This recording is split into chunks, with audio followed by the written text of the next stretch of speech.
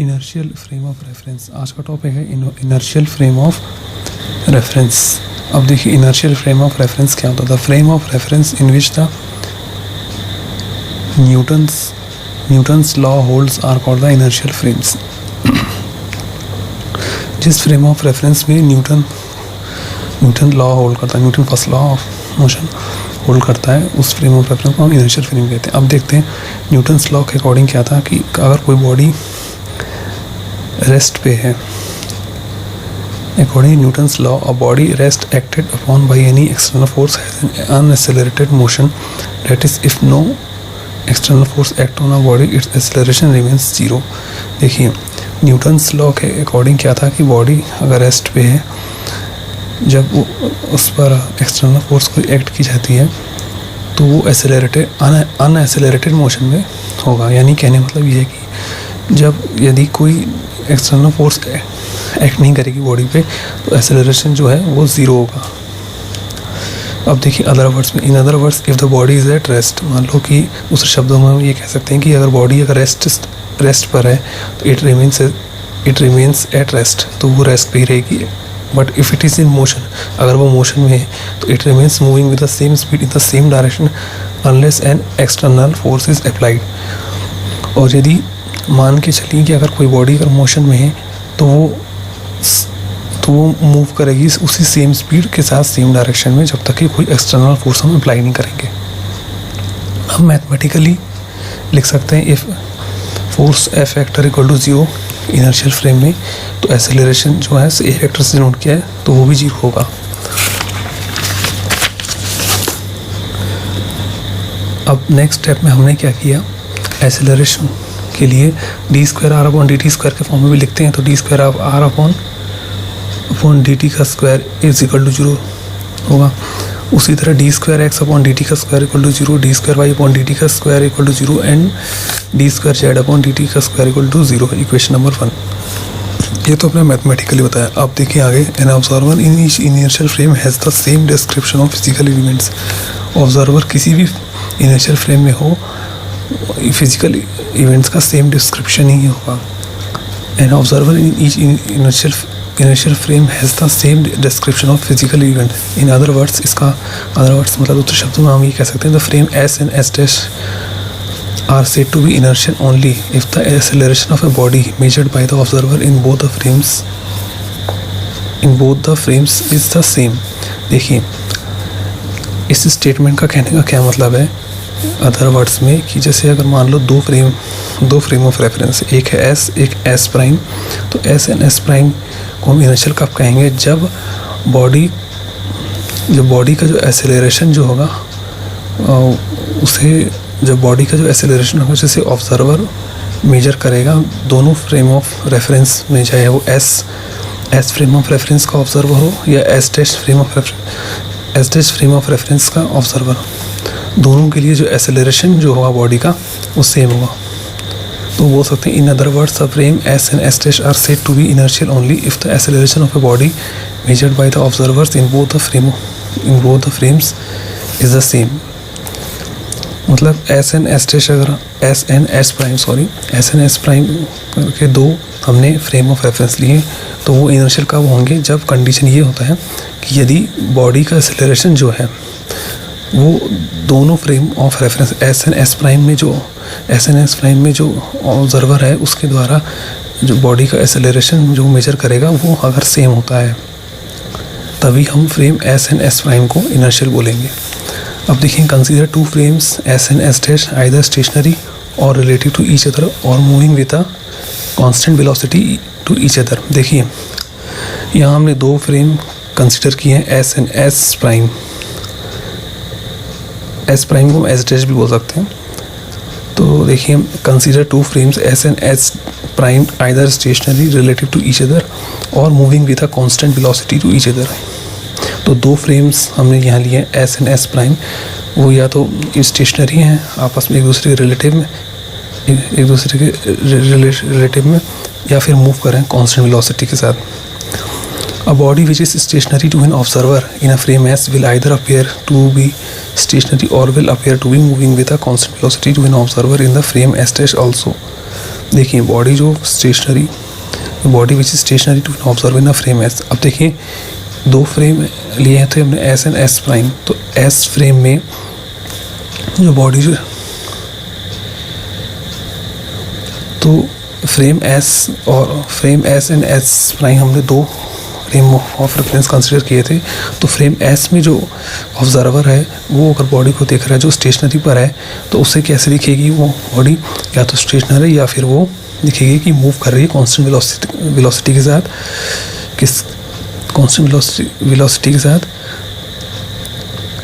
किसके रिलेटिव में, उस ऑब्जर्वर के जो ऑब्जर्वर फ्रेम एस टेस्ट में है।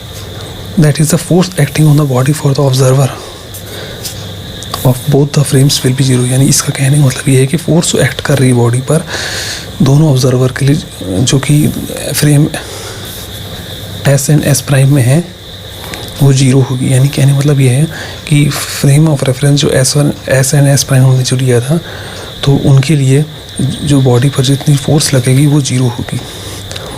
अब देखिए सिमिलरली उसी तरह if a body is moving with some acceleration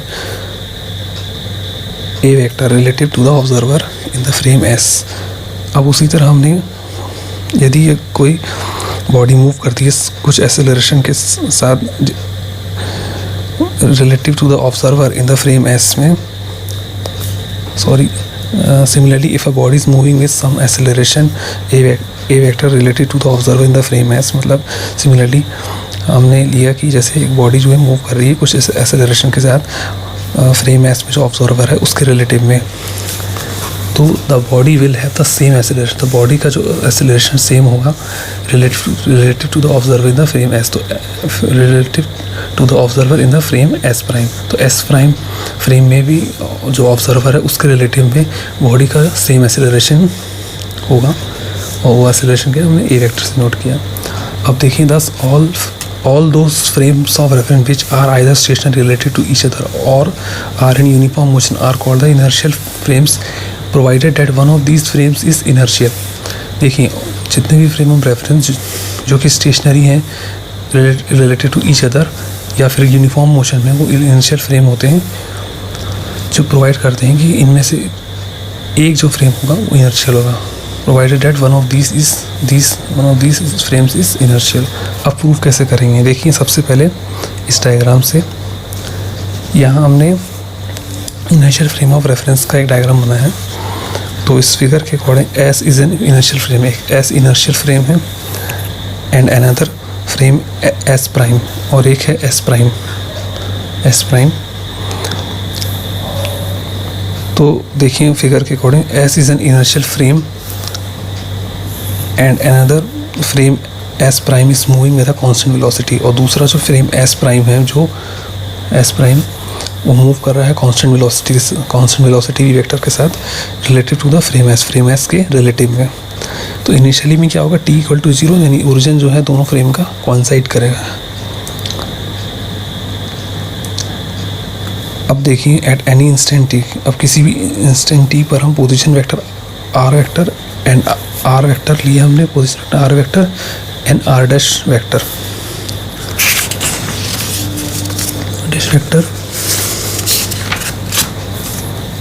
are dash vector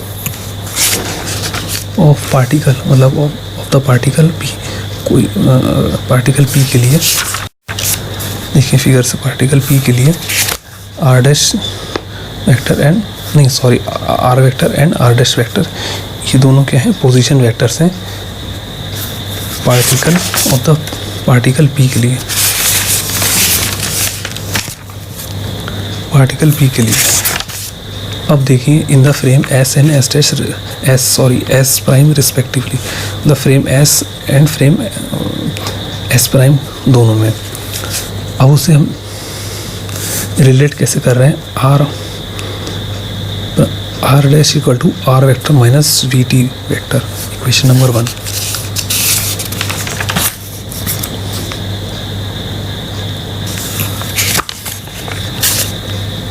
अब देखिए इस फिगर से हम vector triangle O dash P ले रहे हैं।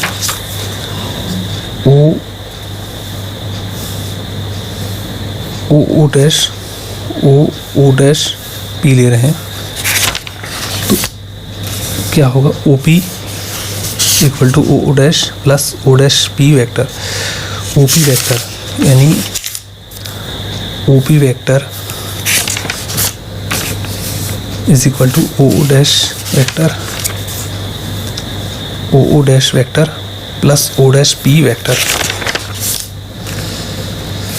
अब देखिए ओ पी क्या था यहाँ पे फिगर के अकॉर्डिंग, ओ पी क्या था, आर वेक्टर था, तो आर वेक्टर हमने लिया यहाँ पे is equal to O dash vector क्या है, हमने क्या लिया था, ओ डैश क्या है, वी टी वेक्टर, ने क्या लिखा, r dash vector equal to are vector, नहीं sorry, are vector equal to we T vector O dash की जगह। उसी तरह ओ डैश पी क्या था, फिगर से देखिए, ओ डैश पी वो था आर डैश वेक्टर, तो हम लिख सकते हैं यहाँ पे ओ डैश पी वेक्टर की जगह आर डैश वेक्टर। तो ये हो गया R vector equal to we T vector plus R dash vector. अब इसको रीअरेंज करेंगे और आर डैश वेक्टर की वैल्यू निकालेंगे, तो आर डैश वेक्टर की वैल्यू क्या निकलेगी, R dash vector is equal to are vector minus we T vector, equation number 2 ले लिया। अब देखिए velocity of the particle in frame S prime. अब एस प्राइम में हमें पार्टिकल की वेलोसिटी निकालनी है, तो हम उससे क्या करेंगे, वेलोसिटी निकालना पार्टिकल के लिए, तो हम क्या करेंगे, टी के रिस्पेक्ट में डिफरेंशिएट करेंगे आर डैश वेक्टर को, तो D R dash vector upon D T equal to D R vector upon D T minus V, इसे ले लिया इक्वेशन नंबर 3। अब देखिए पार्टिकल का एसेलरेशन जो होगा फ्रेम एस प्राइम में वो क्या होगा, d square r dash upon D t square is equal to d square r vector upon D t का स्क्वायर। तो ये हम ऐसे लिख सकते हैं इसको, d square r dash upon D t square को हम लिख सकते हैं ए डैश वेक्टर, और इसको लिख सकते हैं d square r upon D t square को a vector, since v is constant, मतलब वेलोसिटी, क्योंकि वेलोसिटी कांस्टेंट है इसलिए हम लिख सकते हैं acceleration same. Thus a particle experiences the same acceleration in frames moving with a constant velocity relative to each other। तो हम ये कह सकते हैं कि पार्टिकल एक्सपीरियंस कर रहा है सेम एक्सेलरेशन फ्रेम्स में जो कि मूव कर रहा है कांस्टेंट वेलोसिटी से एक दूसरे के रिलेटिव में। Thus a particle experiences the same acceleration in frames moving with a constant velocity relative to each other। तो अब देखिए if the acceleration of the particle is 0 in a frame S. अब देखिए पार्टिकल का acceleration 0 है frame S में, तो acceleration जो होगा फ्रेम एस प्राइम में वो भी 0 होगा। तो ये कह सकते हैं since the frame S is inertial the frame S prime will also be inertial. तो फ्रेम एस अगर इनर्शियल है तो फ्रेम एस प्राइम भी इनर्शियल होगा।